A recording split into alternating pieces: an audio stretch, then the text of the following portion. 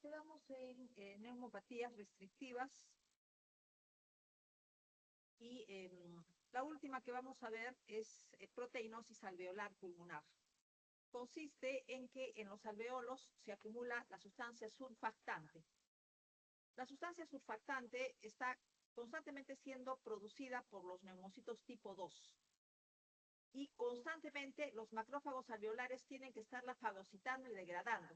Caso contrario, se acumula. ¿Qué pasa cuando se acumula? Cuando se acumula, todos los alveolos se llenan de un material que es proteináceo y lipídico a la vez. Entonces, esto sucede cuando los macrófagos alveolares no fagocitan y degradan la sustancia surfactante. Se llama proteinosis alveolar. Quiere decir que cuando hay proteinosis alveolar, los macrófagos alveolares no funcionan bien o tienen un número muy disminuido. Vamos a ver los tipos de proteinosis alveolar. Tenemos la forma adquirida, que es un trastorno autoinmune.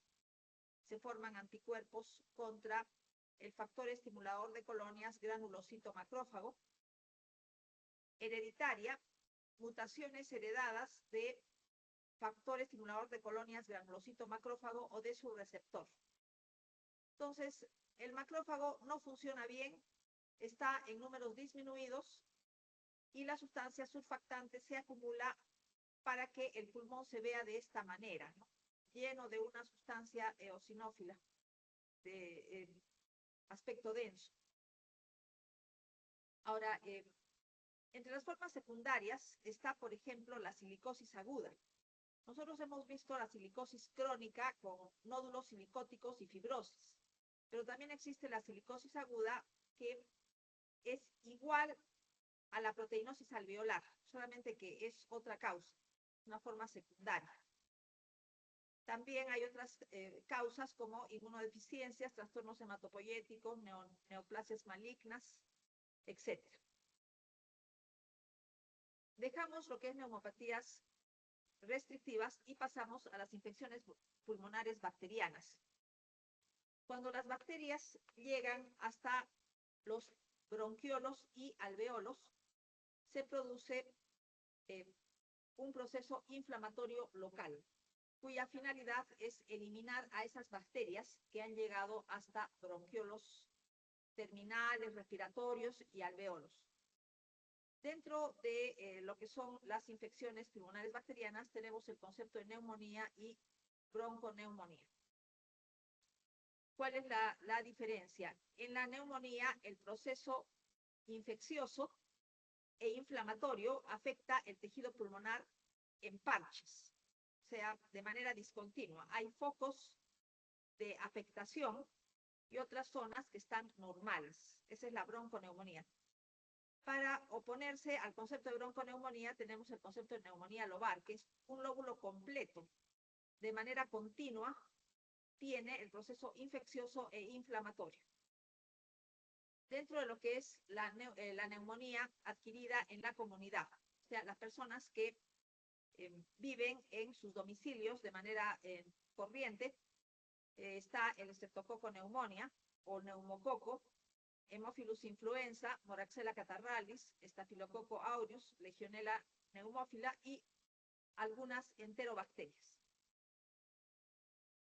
Tenemos también la neumonía y bronconeumonía de los pacientes hospitalizados. Están las enterobacterias, Pseudomonas, Staphylococcus aureus como las más frecuentes, pero sabemos que las infecciones que se adquieren dentro de un hospital, cuando uno está como paciente, se caracterizan porque las bacterias son resistentes a múltiples antibióticos.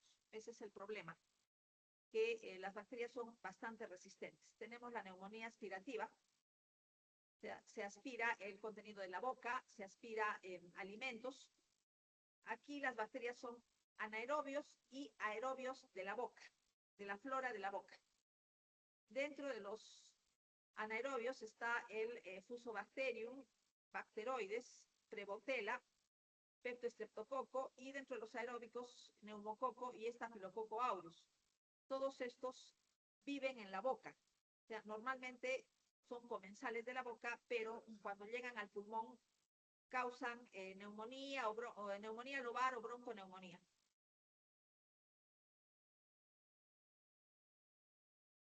Bronconeumonía, en este caso, se ve el proceso inflamatorio que se denomina consolidación, zonas blanquecinas.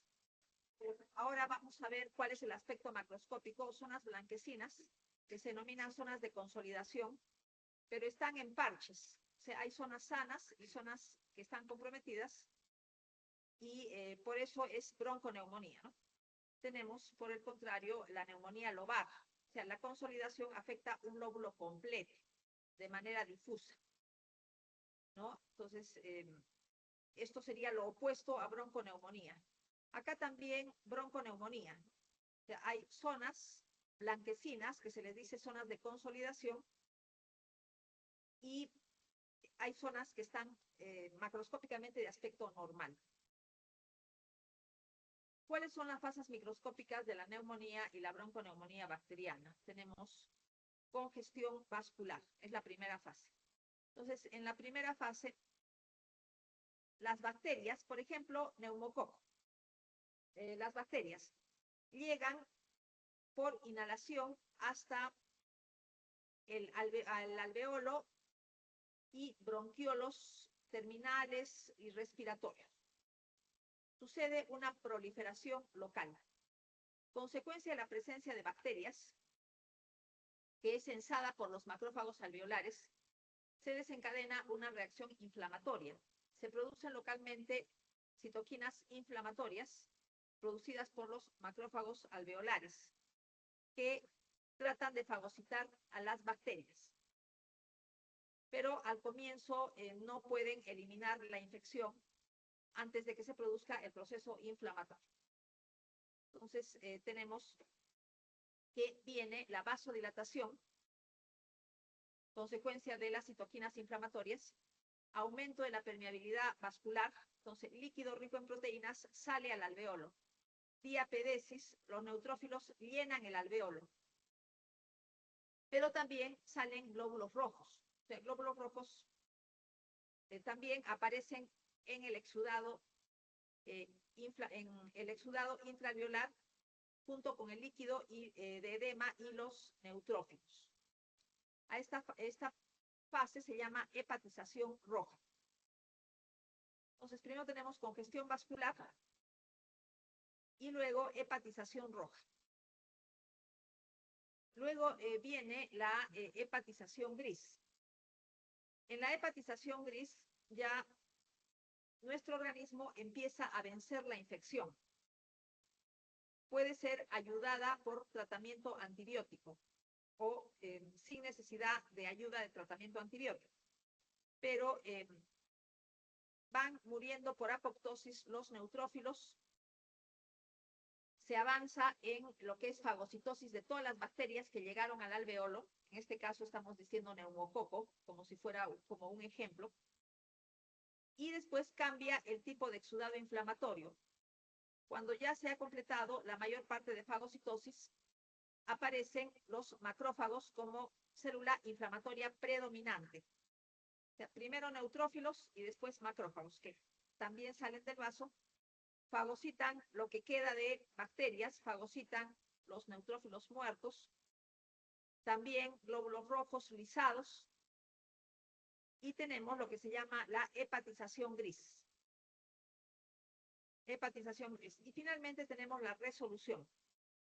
Durante la resolución se termina la fagocitosis de todos los restos de fibrina, porque cuando tenemos la hepatización roja, líquido de edema y también albúmina y fibrinógeno, todo eso sale al líquido del edema, tiene después que ser fagocitado. Pero la resolución puede ser ad integrum o puede ser con fibrosis. Este exudado puede organizarse, o sea, puede experimentar fibrosis, lo cual va a afectar la función pulmonar a futuro. Y también los septos alveolares pueden experimentar fibrosis. Vamos a ver la hepatización roja. tal como se observa en la imagen microscópica. Entonces, en la hepatización roja, los septos alveolares están congestionados y todo el alveolo está lleno de neutrófilos. Todo el alveolo está lleno de neutrófilos. Acá también tenemos septos alveolares, congestión vascular, y todo el alveolo se llena de neutrófilos, líquido de edema, bacterias, puede haber también fibrina, y después ya viene la hepatización gris, en la cual este exudado va siendo reemplazado por macrófagos que terminan el proceso de fagocitosis, y durante la resolución puede haber fibrosis caracterizada por tejido conectivo laxo dentro de los alveolos. O sea, reemplazando, algunas veces desaparece el exudado por completo. Otras veces es reemplazado por tejido conectivo laxo. El exudado es reemplazado por tejido conectivo laxo, y esto puede más adelante desaparecer, pero no siempre desaparece, sino que a veces queda como secuela zonas fibróticas dentro del pulmón, y la función respiratoria no regresa a ser lo que fue antes del proceso neumónico. Complicaciones de infecciones pulmonares bacterianas. Absceso pulmonar, tiene que haber necrosis.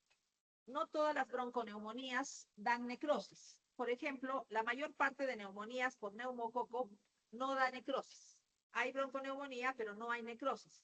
Salvo, por ejemplo, el neumococo tipo 3. Algunos serotipos dan bronconeumonía necrotizante. Enterobacterias, estafilococo, klebsiella, generalmente dan bronconeumonías necrotizantes o neumonías lobares necrotizantes, quedando posteriormente un absceso pulmonar. O sea, quedan cavidades llenas de pus, ¿no? Acá se ven 2 abscesos pulmonares, complicación de bronconeumonía. También tenemos el empiema. El proceso inflamatorio llega a la pleura, se extiende desde la periferia del tejido pulmonar hacia la pleura. La pleura se llena de pus. Entonces tenemos líquido pleural con pus, lo que se llama empiema, también una complicación. Las bacterias que causan la bronconeumonía pueden pasar a la sangre, dando lugar a septicemia, y por vía sanguínea las bacterias pueden llegar a cualquier tejido del organismo. Y finalmente, la formación de cicatrices parenquimales, cuando hay una fibrosis residual. Se ha organizado el exudado inflamatorio, y esto ya hemos dicho que significa una pérdida de la funcionalidad del pulmón. Dejamos lo que es neumonía bacteriana y pasamos a las neumonías virales.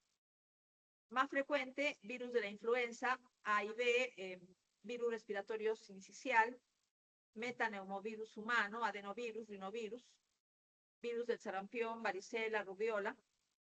Y dentro de este grupo pues está el SARS-CoV-2, ¿no? que causó la COVID-19, ¿no? Prácticamente es el mismo tipo de infección.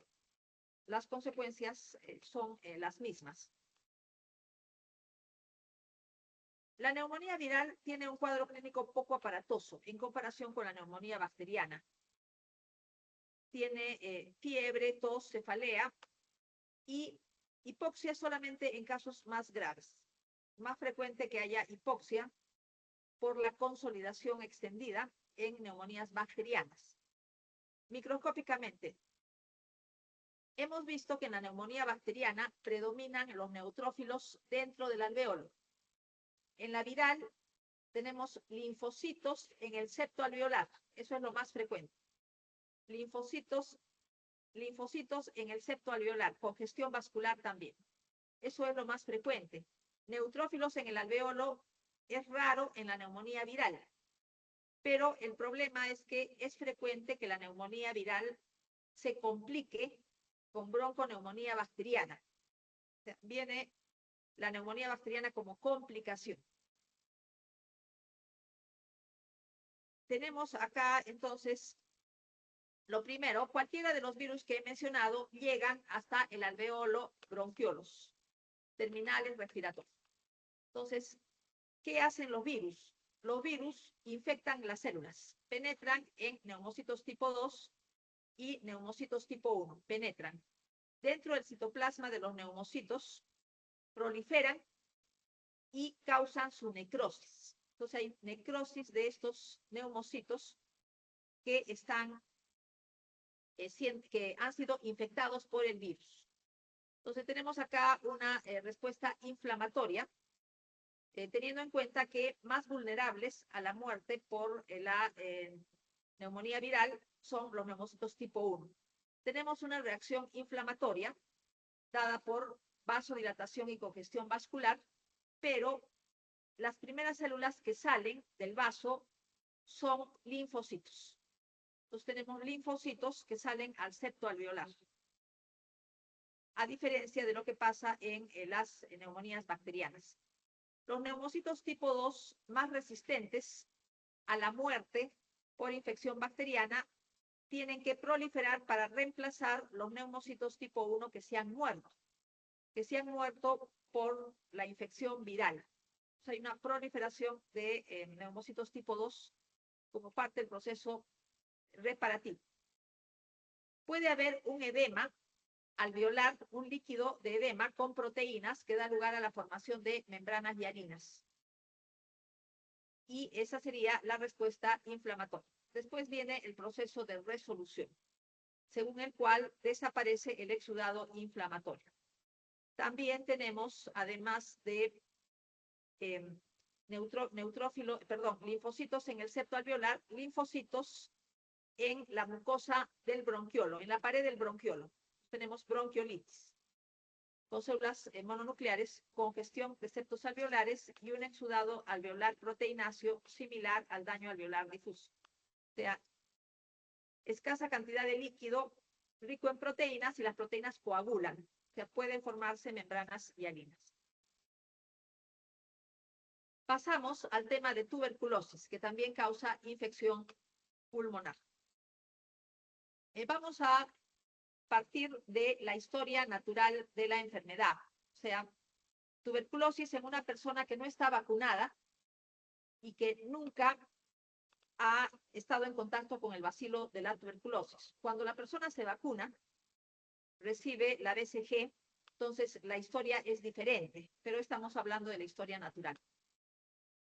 Las bacterias, las micobacterias, igualmente tienen que llegar al alveolo, bronquiolos terminales, respiratorios y alvéolos. Las micobacterias porque las inhalamos de algún paciente que está tosiendo, ¿no? Y que expulsa las bacterias al medio ambiente. Nosotros las respiramos, asumiendo que no tenemos ni vacuna ni contacto previo. Primera vez que nuestro cuerpo toma contacto con el Mycobacterium, que penetra a los macrófagos de los alvéolos por medio de unos receptores, como por ejemplo la lectina fijadora de manosa, que funciona como receptor. Tenemos el receptor para el componente 3 del complemento, receptor 3 para componentes del complemento y otros. Entonces, con estos receptores, que son moléculas normales de la membrana del alvéolo, penetra la micobacteria en una vacuola fagocítica. Pero como no hay ningún tipo de defensa, es la primera vez que el cuerpo toma contacto con la micobacteria. La micobacteria no permite que se forme, que los lisosomas se fusionen con la vacuola fagocítica. No permiten, por ejemplo, la acidificación del fagosoma. No permiten que el lisosoma se una a la vacuola fagocítica, lo que significa que bloquean la maduración del fagolisosoma. Está bloqueada la acidificación del fagosoma y tenemos que las bacterias pueden proliferar libremente. Proliferan libremente dentro de la vacuola fagocítica.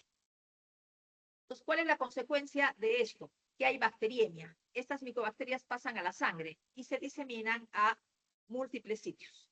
Entonces, esto es al comienzo. Tenemos que tener en cuenta que la micobacteria estimula receptores asociados que responden a patógenos, que responden a moléculas pertenecientes a patógenos. Estos son los receptores TOL de tipo 2 y de tipo 9.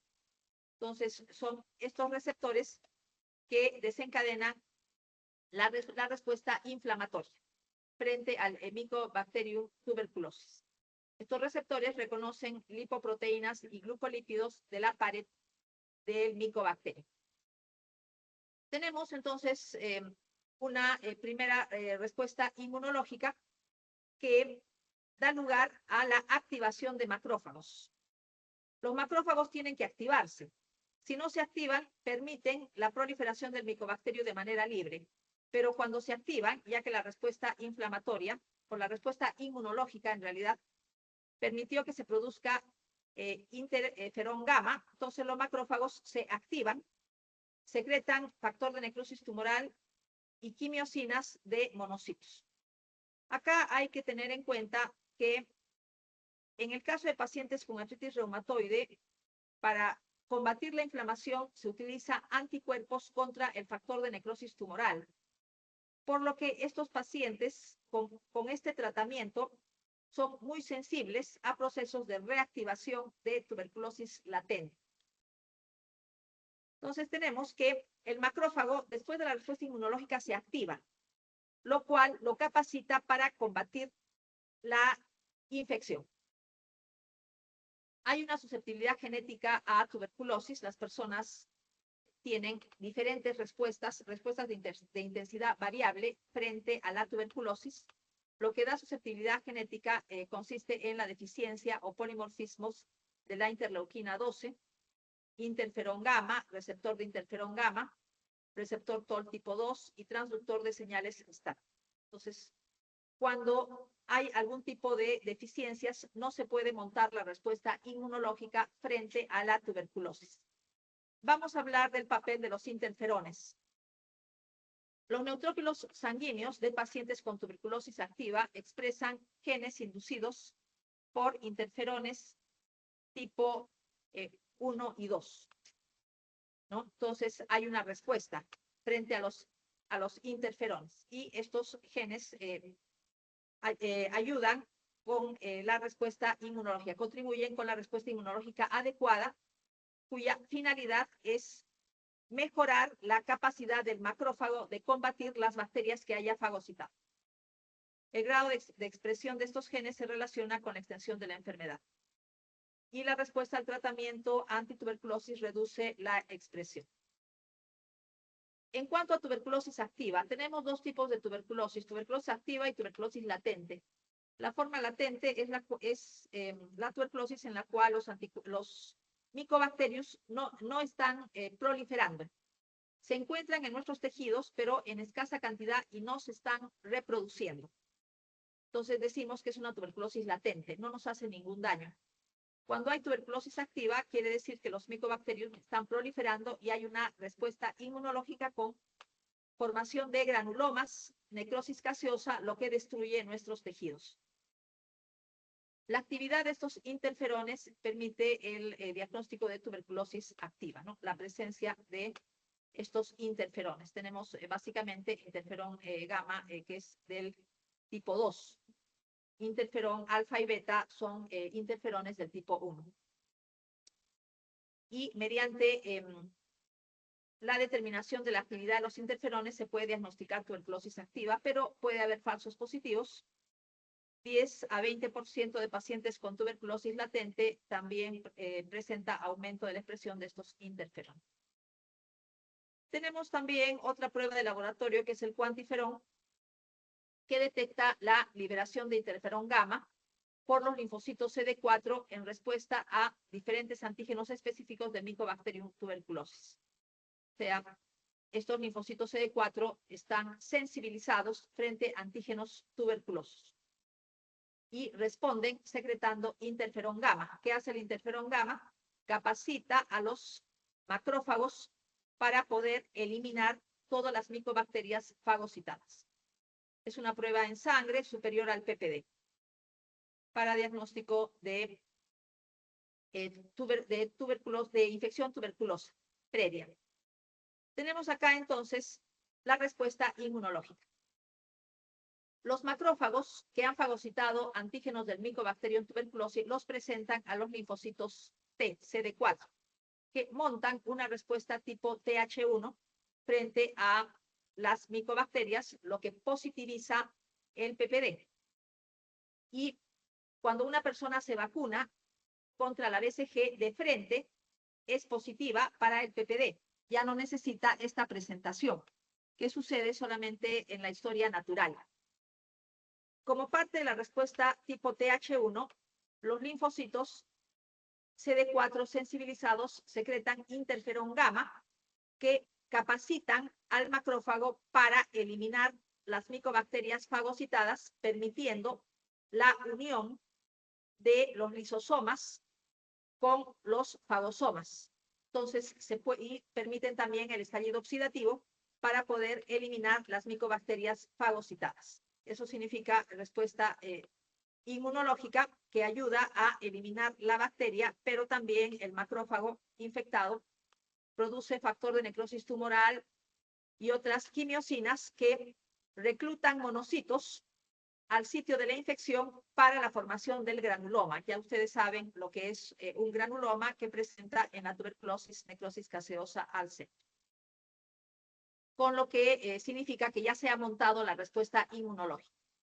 Vamos a ver las formas clínicas de la tuberculosis. Tenemos la tuberculosis primaria, en la cual se forma un foco parenquimal. Tenemos un foco parenquimal y después un ganglio iliar. Son afectados la primera vez que las micobacterias llegan a la persona que no está vacunada, formándose el complejo de Gong o complejo primario. El foco parenquimal se fibrosa. Lo mismo pasa con el foco ganglionar.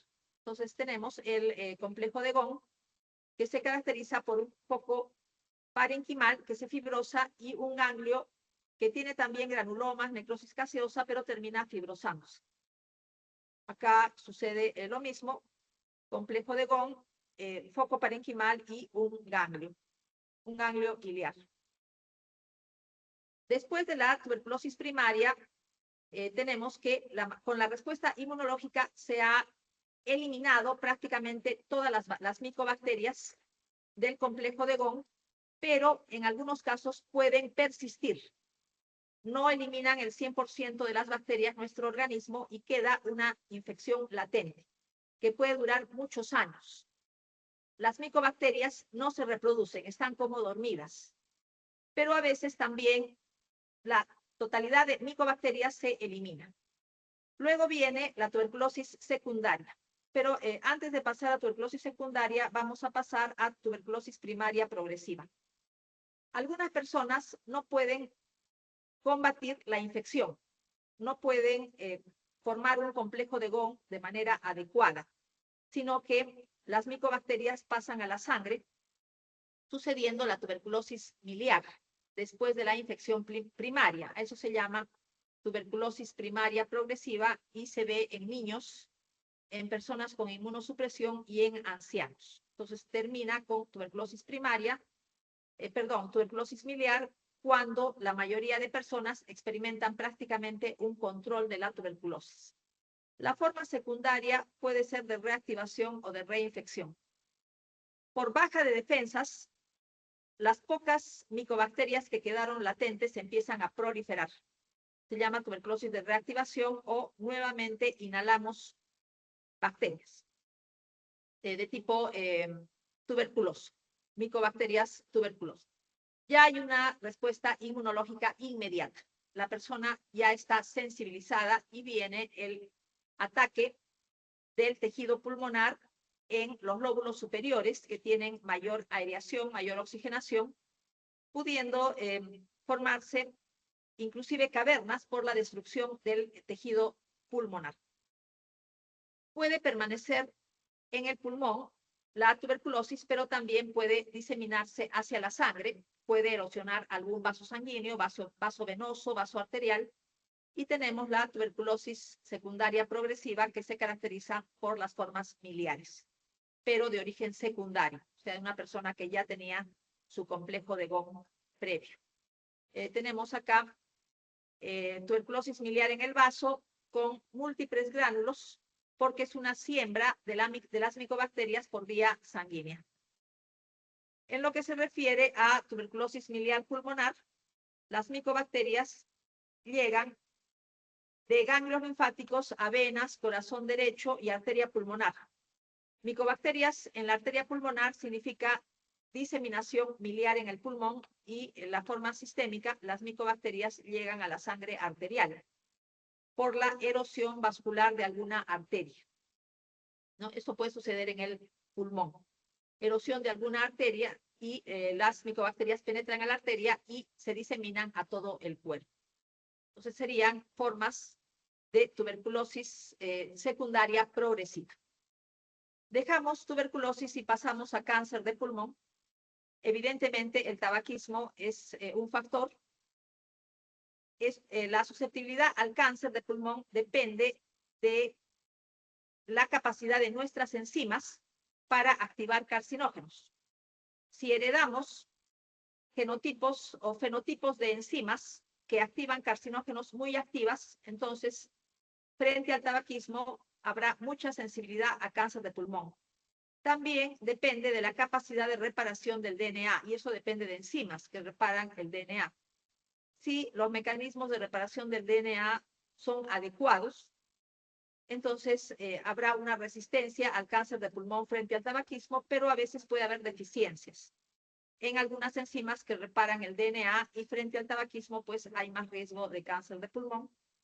Otros carcinógenos, asbestos, hidrocarburos aromáticos policíclicos, metales como arsénico, cromo, níquel, radioactividad, trabajadores de las minas de uranio, gas radón, que es un gas radioactivo que emana de la Tierra. Entonces, en algunas zonas del planeta, la Tierra emana mayor cantidad de gas radón en otras, significando mayor riesgo. Cicatrices en el parénquima pulmonar predisponen a que aparezca cáncer a dicho nivel, tal como sucede en la fibrosis pulmonar y en la presencia de cuerpos extraños. Tenemos acá, si comparamos el tejido normal del pulmón macroscópicamente con la zona de cáncer, se ve una zona sólida, blanquecina, diferente a lo que es el tejido pulmonar normal. En cuanto a los tipos microscópicos, tenemos carcinoma escamoso o epidermoide, que presenta queratinización, adenocarcinoma, forma glándulas, carcinoma de células pequeñas. Prácticamente las células tienen muy poco citoplasma. Es un carcinoma indiferenciado. No forma queratina, no forma glándulas. Y carcinoma indiferenciado de células grandes, que es igual al anterior, pero las células grandes. No hay queratinización, no hay glándulas. Son unas estructuras sólidas de células cancerosas pleomórficas. Acá tenemos lo mismo. Adenocarcinoma, forma glándulas. Hay un marcador típico del adenocarcinoma que es el TTF1, que es un factor de transcripción. TTF1 significa factor de transcripción tiroideo. Se le descubrió en la tiroides, pero es un factor de transcripción que es necesario para el desarrollo embriológico del pulmón. Permite distinguir un adenocarcinoma primario de pulmón de un adenocarcinoma metastásico. Carcinoma epidermoide o escamoso con queratinización, carcinoma de células pequeñas. En el carcinoma de células pequeñas hay mucha necrosis del tejido tumoral porque hay aumento de la velocidad de proliferación en este tipo de carcinoma de células pequeñas, y la cromatina de las células necróticas tiende a colocarse alrededor de los vasos. A eso se llama efecto Azzopardi y es típico del carcinoma de células pequeñas. Y finalmente el carcinoma de células grandes. Tenemos en cuanto al epidermoide la mayoría centrales, o sea, de bronquios, no de vías aéreas pequeñas, y alveolos. Es frecuente que den obstrucción bronquial. El tumor crece hacia el bronquio, puede dar obstrucción. Asociado al tabaquismo, Puede ser bien diferenciado, moderadamente diferenciado, poco diferenciado, según la queratinización. Mayor queratinización, bien diferenciado. Presenta de lesiones de genes supresores, por ejemplo, P53 desde estadios tempranos, RB y P16, o sea, de lesiones de genes supresores. Sobreexpresión de el receptor 1 del factor de crecimiento fibroblástico, que es una tirosina quinasa. Es un oncogen. Precursores. Metaplasia escamosa del epitelio respiratorio, previamente hiperplasia de células caliciformes y de células de reserva. Tenemos entonces primero hiperplasia de células caliciformes. Aumenta el número de células caliciformes. Todo esto puede ser causado por tabaquismo. Segundo lugar, hiperplasia de células de reserva. Las células de reserva son las células pequeñas que están pegadas, bueno, están en la membrana basal, pero igual que las mayores, ¿no? Pero son las pequeñas, las que no llegan al borde superior, las que se consideran células de reserva. Hiperplasia de células de reserva que se ve de esta manera. Hiperplasia de células de reserva que ocupan no solamente una capa, sino 2 a 3 capas, estas células de reserva. Pues viene metaplasia escamosa. Se pierden los cilios, se pierden las células cilíndricas y se pierden las células caliciformes y todo se convierte en un epitelio poliestratificado plano no queratinizado. Se vuelve displásico. Aparece el aumento de relación núcleo-citoplasma, la hipercromasia y el pleomorfismo. Pero es una displasia, no es un cáncer. Después viene el carcinoma in situ, que ya empieza a presentar mitosis, mayor pleomorfismo. Finalmente, atraviesa la membrana basal y se convierte en un carcinoma infiltrado. Eso es el recorrido que realiza el cáncer. Carcinoma in situ para finalizar y después carcinoma infiltrado. El adenocarcinoma es el tipo histológico más frecuente en mujeres y no fumadores. La mayoría son periféricos, afectan tempranamente la pleura, pueden ser centrales, o sea, pueden ser primarios de bronquios también. Tipo histológico más frecuente asociado con cicatrices y panalización. Lesión precursora, hiperplasia bronquiolo-alveolar atípica o hiperplasia adenomatosa atípica. Hay también una lesión precursora. Mutaciones que presenta el adenocarcinoma, activadoras de KRAS, que es un oncogen. Inactivación de supresores, igual que el epidermoide, P53, RB, P16. Activación de oncogenes que codifican receptores de factores de crecimiento, receptor del factor de crecimiento epidérmico, ALK, que es un receptor tipo tirosina quinasa, ROS1, MET, RED. Para distinguirlo de las metástasis, el marcador TTF1 solo es positivo en tejido tiroideo y pulmonar, que ya mencioné esto.